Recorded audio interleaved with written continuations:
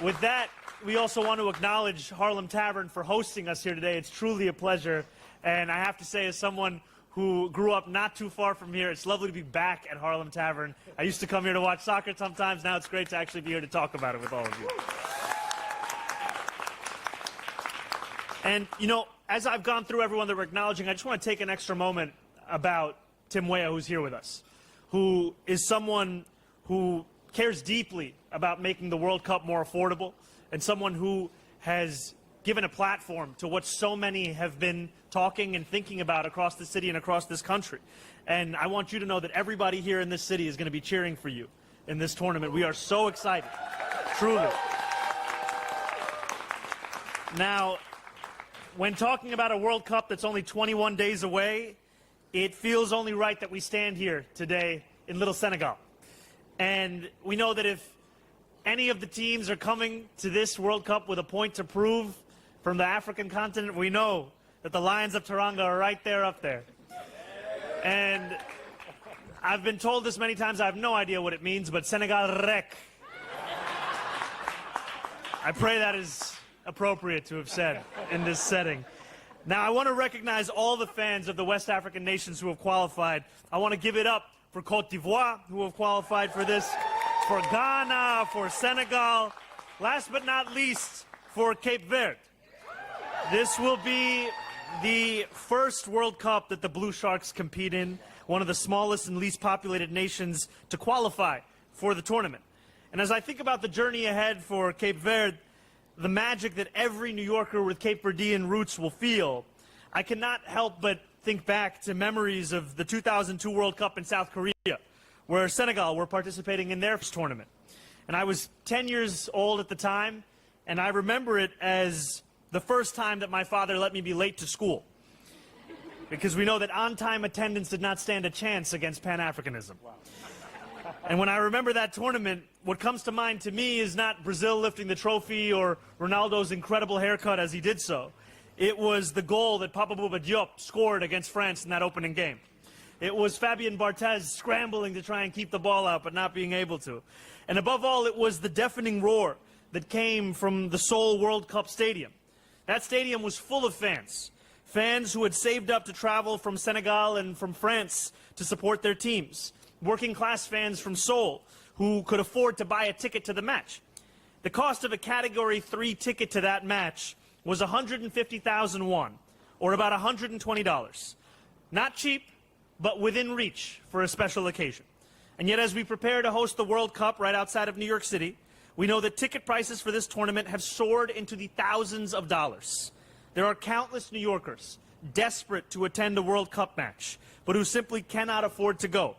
Many of them have somehow found my number and asked me if I can help them with Morocco-Brazil. There's nothing individually I can do for you, brother, but we are here to talk about something that we're proud to do together.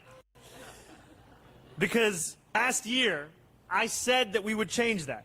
I said we had to make it cheaper for New Yorkers to attend these matches.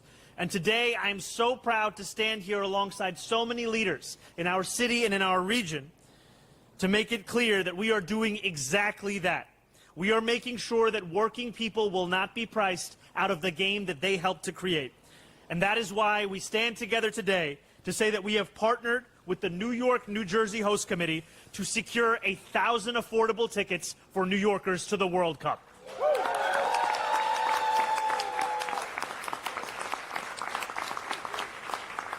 These 1,000 tickets are going to be split into batches of 150 tickets for each of the 5 group stage matches and 2 knockout round matches in New York, New Jersey, and tickets will cost only $50.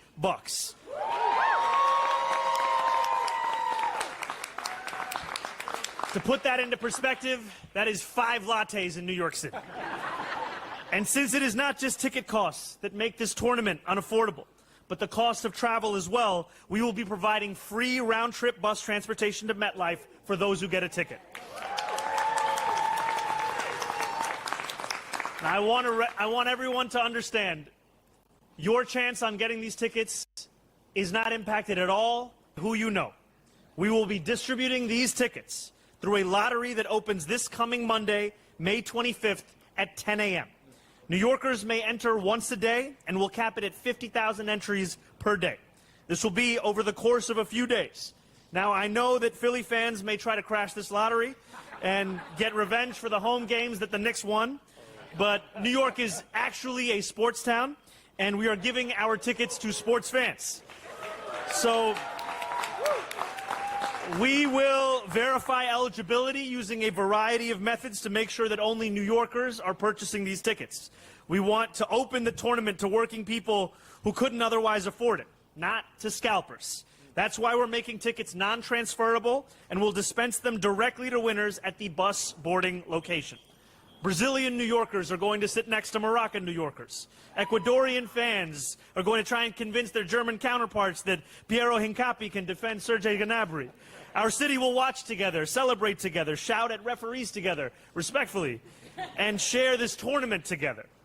We are the first host city to organize an initiative like this. City Hall's commitment to tackling the cost of living crisis isn't limited to making it easier to afford home or childcare.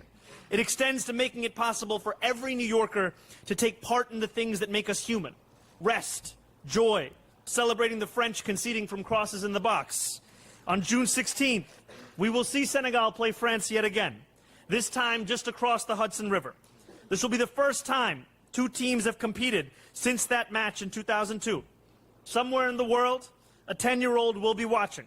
It will be the first football match they remember when they are older. And when they remember that match, they won't only remember the goals that are scored, the tackles that are made, the saves that felt impossible.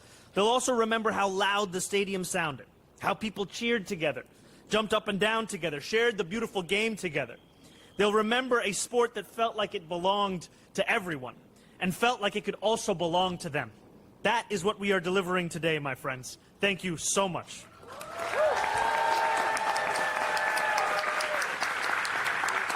Now, I know that our World Cup czar is emceeing this, and I will allow her to emcee the rest of this, but I do want to just take the privilege for this next individual, because truly this is a day that is only possible thanks to the partnership of the host committee. And we are so appreciative of the meetings, the conversations, the phone calls, all of the time and effort that went into this, because without you, we would not be able to announce this. So please join me in welcoming the New York, New Jersey host, CEO Alex Lasry.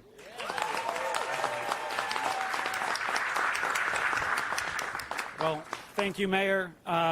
This is a truly exciting day for the host committee, for the World Cup, and I think for the region. I really want to start by thanking the Mayor for his continued commitment to making this World Cup as accessible across our communities as possible. From the beginning, even before he took office, him and I spoke about the need to make sure that this World Cup was affordable and accessible to all New Yorkers. And today, the Mayor is delivering on that promise, and we are excited to be a part of this and stand with him as he makes sure that all New Yorkers are able to experience the game that we love. I also really want to thank Maya Handa, the Tsarina of the World Cup, for all that she's done.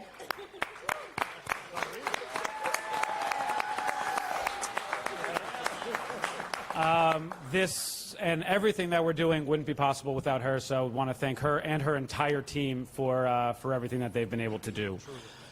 I feel like I'm on enemy territory here in Little Senegal as a Moroccan. I do want to officially claim the AFCON championship is in its rightful home. See, thank you. And this is the fun of the World Cup.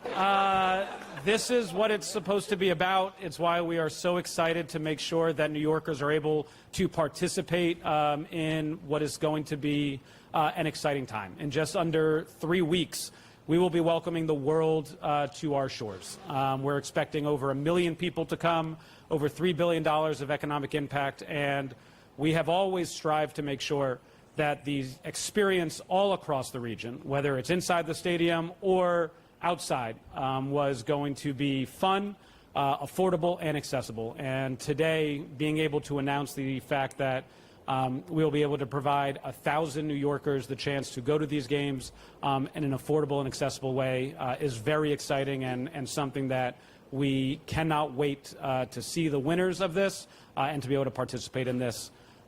This has been something that we have been working on for a while, and we are very excited to be able to announce and bring this to life. So again, I want to thank the mayor, I want to thank his team, and I want to thank everyone who is looking forward to an incredible World Cup and who is going to make this the greatest World Cup that we've had. So thank you guys, and looking forward to seeing you all in a few short weeks. Thank you, Alex, and we'll echo thank you so much to the host committee. And now I want to welcome U.S. soccer star Tim Weah. Thank you so much.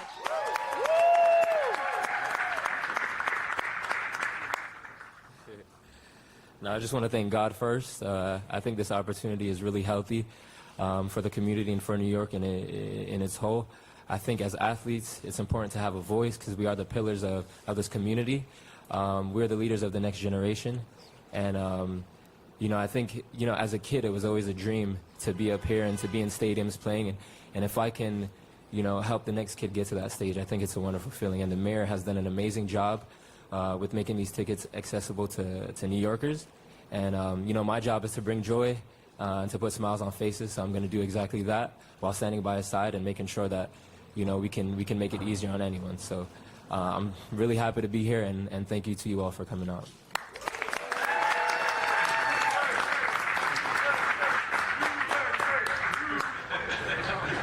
Now we want to welcome CM Yusuf Salam.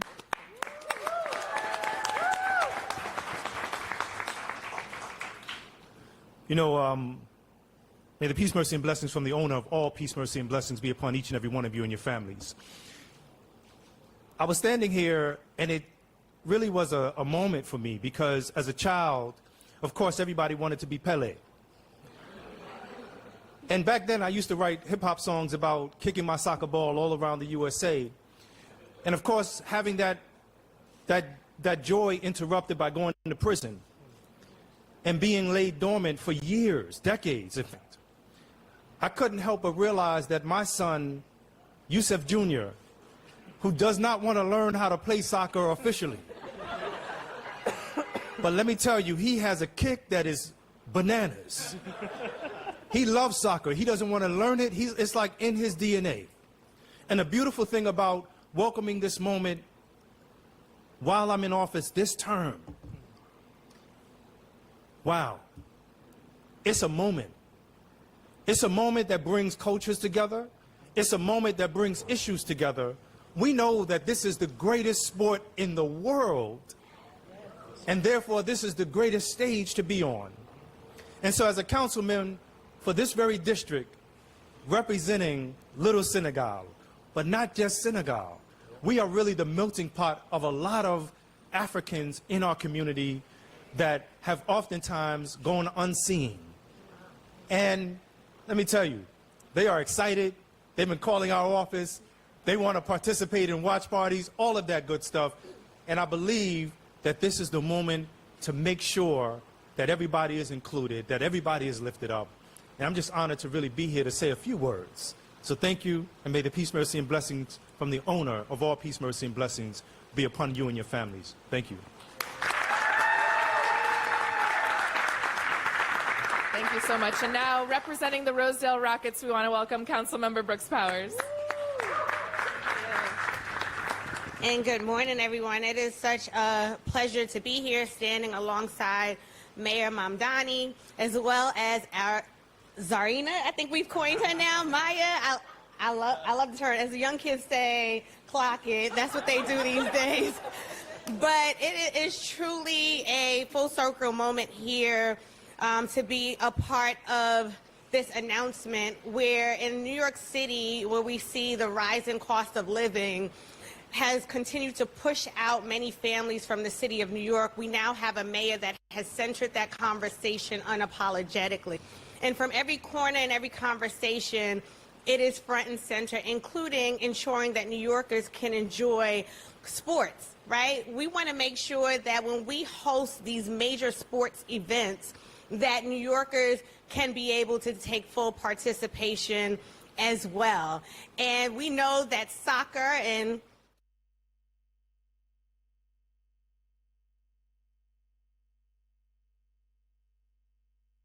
people are about sports, and as it was said before, how people come together. And it's such a joy to have one of our own out of Rosedale representing the Rosedale Rockets in Timothy Way. I know his family is here on this side, his proud uncle, Michael Duncan, his mom is here. This is a family celebration for the 31st Council District, and we are going to be rooting for our team all the way through and for all of the players that are bringing center stage an amazing sport. So, Mr. Mayor, thank you for continuing to center affordability and for making it attainable for 1,000 people in the city of New York. Thank you, everyone. But before we open it up to questions, I just want to take a moment to recognize all of the different jerseys that we have here, because it just gives you a glimpse into what this tournament means to New Yorkers, right? We have the Egyptian national team represented over there. I see the Tanzanian national team. I see the Ugandan national team, the Kenyan national team. We have the Moroccan national team. Brother, what we got right here? Eritrean national team over here. We got Bangladesh over here. Kemonaso. We got Cameroon. We got You got to take this. 22 years I waited to put this on. So it's been a long, long time, and I just think, you know, what you can see and feel in so many New Yorkers are the memories that we have of World Cups from our youth. You know, I remember being a young kid in Kampala, Uganda, picking up a copy of the New Vision newspaper, the Daily Monitor newspaper, looking for the coupons that if I collected 8 of them, I would get a limited edition World Cup ball from the nearby gas station. These are the kinds of things, when you're thinking about the Panini stickers, when you're thinking about all of the ways in which this tournament has been remembered by so many, that is what this summer offers for a new generation. And we heard it from one of the stars of our national team that this is an opportunity to bring the next generation into the game. And as someone who grew up playing soccer in this city, we know that too often there are too many cost barriers, not just to watching soccer, but even playing soccer. And we want to make it as easy as possible for the world's game to be enjoyed by everyone across the 5 boroughs. So I just can't thank all of you enough for being here. I know now we will open it up to some questions. All right, thank you. We're going to take some on-topic questions first about the announcement. We'll start with Catherine, and if you could just speak up a little, thank you. Hi there, Mayor. Hi, how's it going? Wondering if you can talk about the application process, what it's going to look like, if there are questions, why people want to attend, where they live, that sort of thing, and then also how the 1,000 tickets are going to be, how the winners are being picked out of the 1,000. So I'll just go through kind of the overall of it. So these are 1,000 tickets. They'll be split into batches of 150. Those 150 will be for the 5 group games and then the 2 knockout round games in New York, New Jersey. Now, this will be open starting Monday at 10 a.m. until midnight for 6 days. You can sign up once a day for the lottery. We are capping each day's sign-ups at 50,000. The only people that can sign up are New Yorkers, and we will verify that they are New Yorkers through a process that we have full confidence in. Each of these tickets will be $50. If you win the right to purchase this ticket, you will also win the right to purchase an additional ticket. So it will be 2 tickets for you and a family member or a friend, whomever you want to go with. And that is all going to be determined by anyone who enters this lottery. We are going to ensure that there is representation from each borough across the 5 boroughs. Otherwise, this is just simply a question of chance. And we want it to be something where every New Yorker knows that they don't need to have the number of an elected official or someone else that they, view as closer to the World Cup. This is just a question of if you sign up, and then it's just a question of crossing your fingers. And it's going to be something that we're also coupling with free round-trip bus transportation, because we know that the issues of cost when it comes to this World Cup have not been exclusive just to the question of the cost of the ticket, but also the cost of transit. And we're so excited, frankly, because we know that there are so many New Yorkers who thought that there was no way they could afford to go to this tournament. And now there is that glimpse of an opportunity, and we cannot wait to see who will win and who will be purchasing these tickets, because they will also show the magic of this tournament across the 5 boroughs. Haley. So how much did the host committee pay for these tickets? Sorry, can you? How much does the host committee pay for the tickets? These are part of the conversations that we've been having with the host committee and the partnership that we've built with the host committee over this time. I can tell you that there's no taxpayer funding going towards the allocation of these tickets. These are something that I really do want to attribute the work of so many for actually bringing to a realization.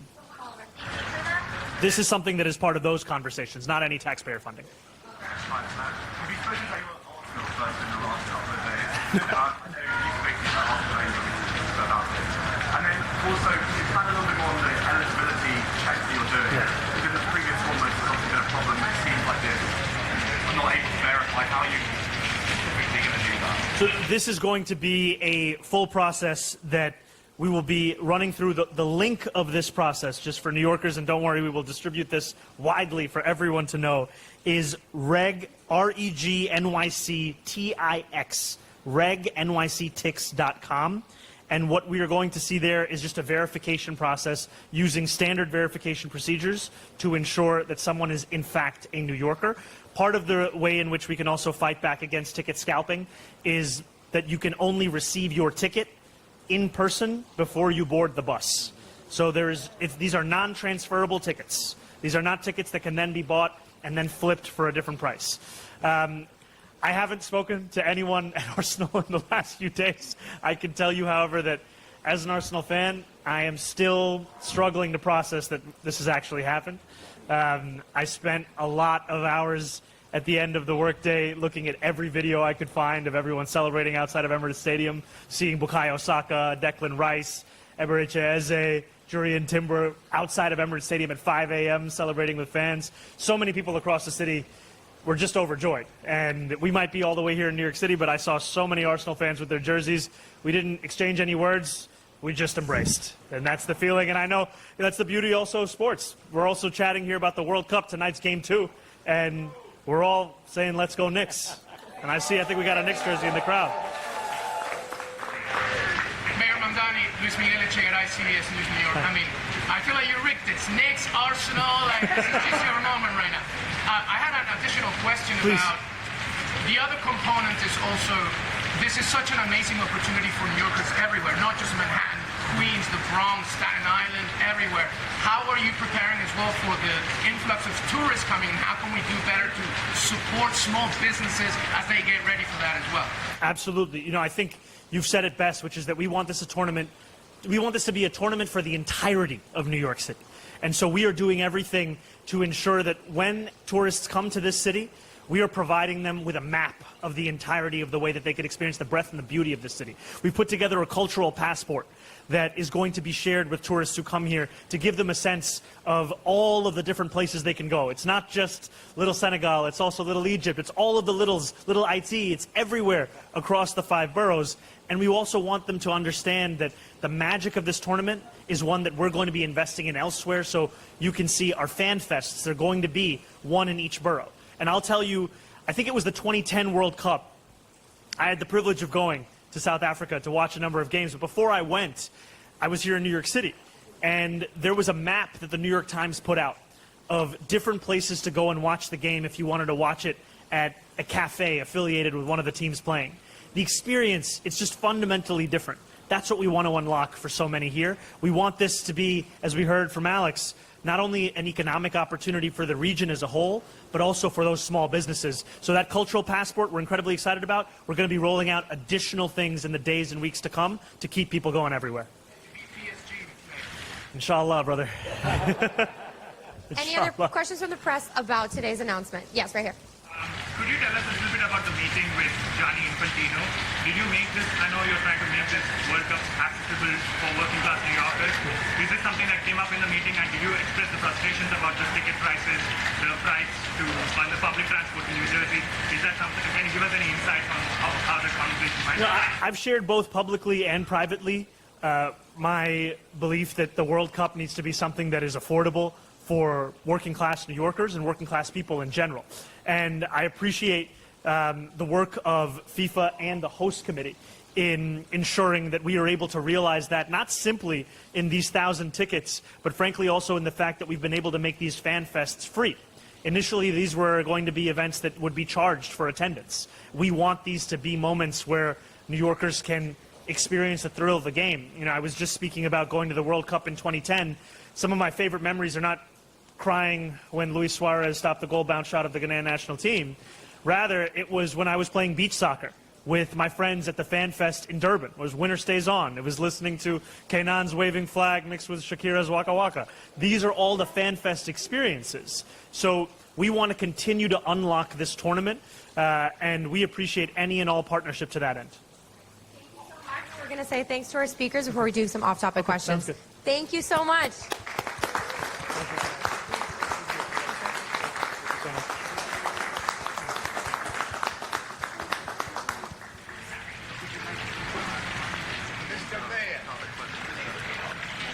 Mr. Mayor, may I speak to you? I'm sorry, we'll do a few more questions from the press, and then we'll make some time at the end. We're just going to do the press first, Brandon, and then we'll go on. Thank you very much. We're going to start Kelly over here. If you could speak up. Hi, how's it going? Doing well. Sorry, related to the? Okay. This has been breaking news.